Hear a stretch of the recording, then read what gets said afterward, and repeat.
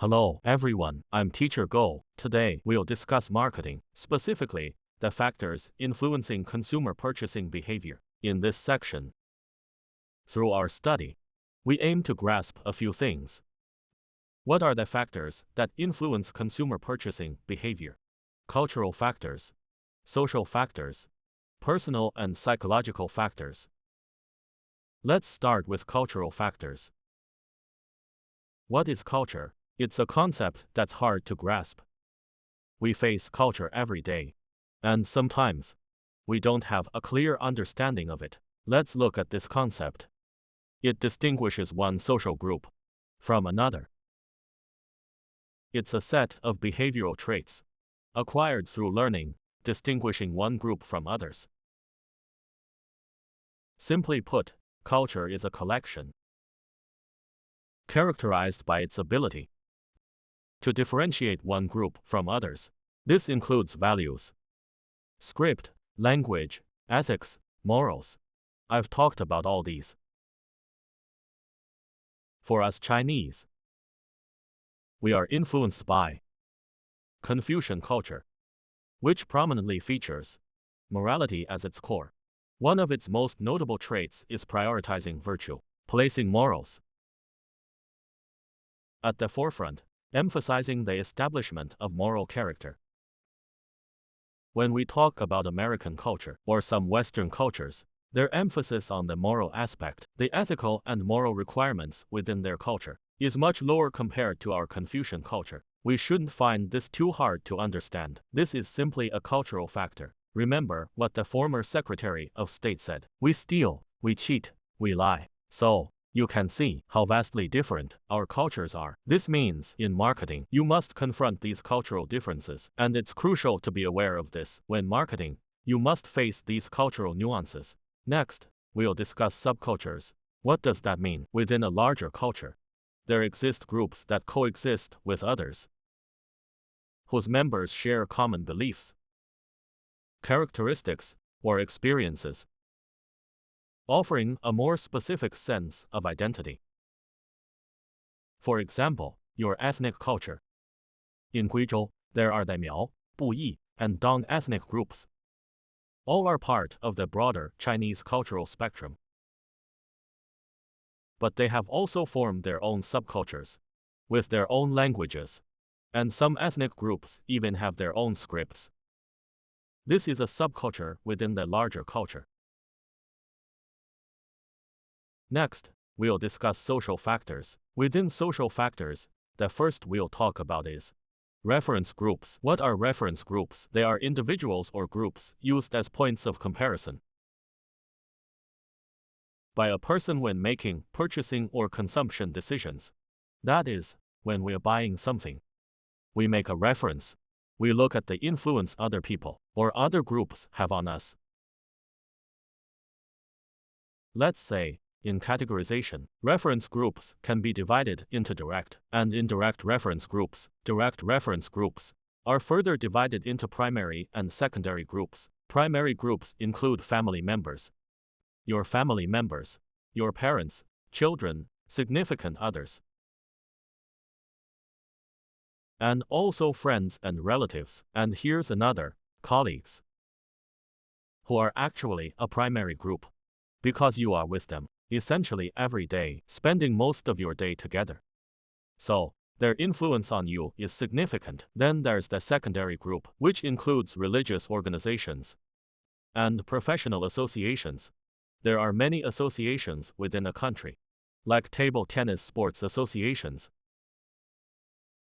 or automobile associations. These can influence consumer purchasing or consumption decisions. They have an impact.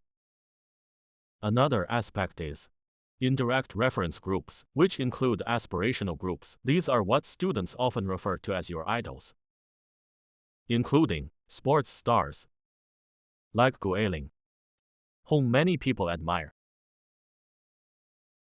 as a symbol of inspiration, winning so many gold medals. And there are movie and TV stars. Of course, there are many scandals among them. But there are also many who excel in both character and artistry. These can also influence consumer purchasing behavior. Then, there's the last group, the dissociative groups.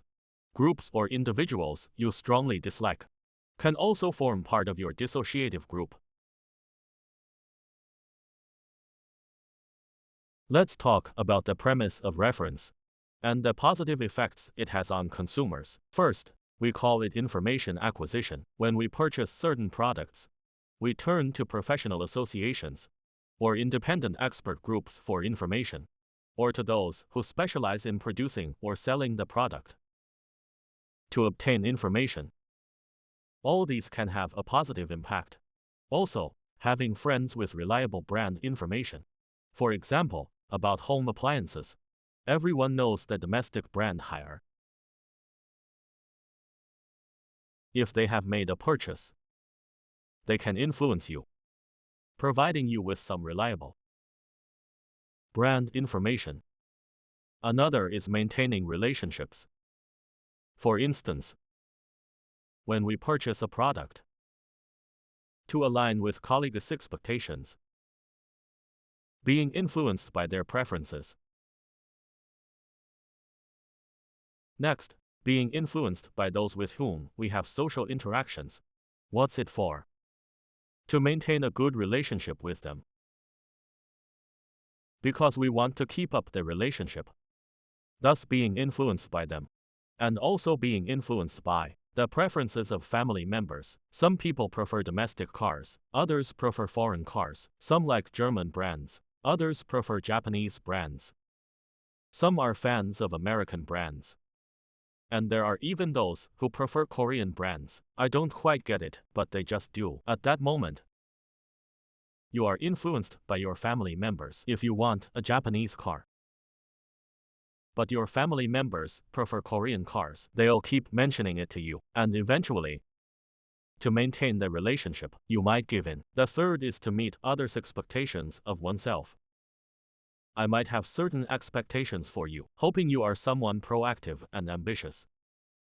In order to meet these expectations, the products you buy may reflect a positive and ambitious attitude, like books, specifically motivational books.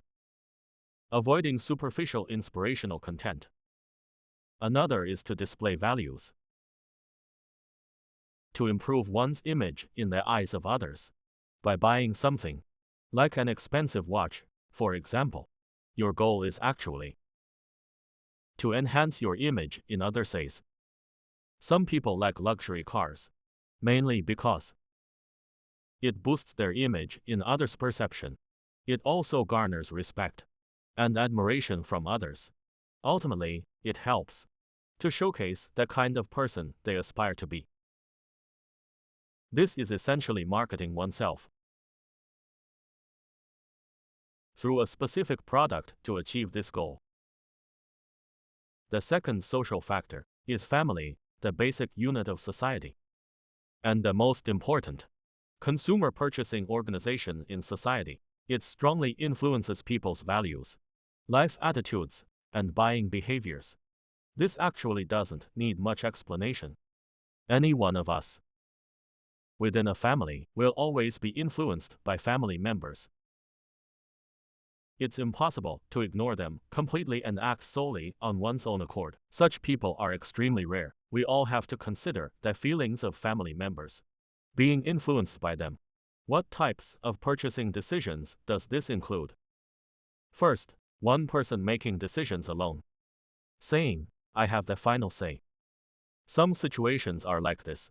Then, the entire family gives their opinions, but one person makes the decision. This is called a democratic centralism system, or the entire family decides together, especially when it comes to big-ticket items or high-value products. Generally, this situation occurs, like when buying a house worth millions, deciding where to buy, which neighborhood, close to which school. At this time, it's usually a collective decision. The third is social roles, referring to an individual's status and role within a group, organization, and society. An individual will participate in many groups throughout their life, such as the family, which is the most common, clubs, or various other organizations. Students in schools may join societies, including some who join volunteer associations. This means you are already playing a social role in society. Next, we'll discuss personal factors. What are they? Age and gender. It's mentioned here that consumers at different age stages have different psychological needs and behaviors. Products and services usually attract a specific age group. Toys, for example, like toy cars, from our normal understanding, generally only appeal to children. Imagine a person in their 40s or 50s playing with a small toy in their hand, unless it's something like walnuts. Toys meant for children generally don't interest adults. For example, buying a small excavator, a plastic excavator. Adults generally wouldn't be interested, but it could attract children of a certain age group. There are also products preferred by the elderly, which younger people generally don't find appealing. Age and gender. It mentions that male consumers have clear purchase goals, make decisions more rationally, prefer stable and reliable products, and seek a quick and simple shopping process. When boys and girls date, they might have very clear ideas and concepts. Going to the supermarket, going to the mall. Boys usually sit and wait, while girls can shop all day without getting tired. But boys might get impatient when buying things. Boys usually plan ahead, go straight to their destination after deciding, buy, and then leave. Girls might enjoy the process more, the enjoyment of the process, while boys enjoy the satisfaction of achieving the goal. Female consumers have less clear shopping goals, usually with more unplanned purchases. Not very specific. Of course, these are not absolutes, and there's no strict gender stereotype here. Some women may act this way, and some men may as well. There are no absolutes in this. It's just more likely in general. And some men might also behave in such ways. There's nothing absolutely definitive about this. It can only be said that, on a larger scale, this is generally the case. The third aspect we discuss is occupation and economic status. It states that consumers from different occupations have different values and behavioral norms. Their needs and interests in products also vary. As for economic status, it goes without saying, if you are struggling financially, these desires might remain just that. Only with a certain economic strength can some purchasing behaviors occur. Fourth, we'll talk about psychological motives, psychological factors. First, motivation, which is a driving force that compels people to satisfy needs and achieve objectives. It mentions Maslow's hierarchy, a concept discussed in both economics and management, starting with the most basic, physiological needs at the base, followed by safety, and then social needs. In sales, generally speaking, development is targeted towards these needs. If your product can't meet these needs, it's generally hard to sell. Second, perception. It says that two people with the same motivations and goals can behave very differently. For example, twins raised in the same environment with the same exposure and education will eventually display different consumption habits. Why? This is explained clearly here. There is selective attention. Some people might notice red, while others may prefer blue. There is selective distortion, which means, for the same thing, an objective thing, different people with different objectives will make different interpretations. Such distortion is not malicious. This distortion simply caters to one's own preferences and desires. The interpretations made cater to oneself. Then there's selective memory, meaning remembering what's beneficial or particularly painful for oneself, and able to recall, but forgetting what's not beneficial or not painful. It's just forgotten. The third psychological factor is learning, a persistent change in an individual's behavior or behavioral potential due to experience. Learning can be divided into several types. First, behavioral learning, and second, cognitive learning. During the learning process, students will definitely be influenced. In continuous learning, you will eventually change. This is why the importance of learning is emphasized. Students. Today we covered several key points, namely the factors that influence consumer buying behavior. We discussed four main factors: cultural factors, social factors, personal factors, and psychological factors. Through these, we delved into some finer details of these topics. That's all for today, students. Thank you, everyone.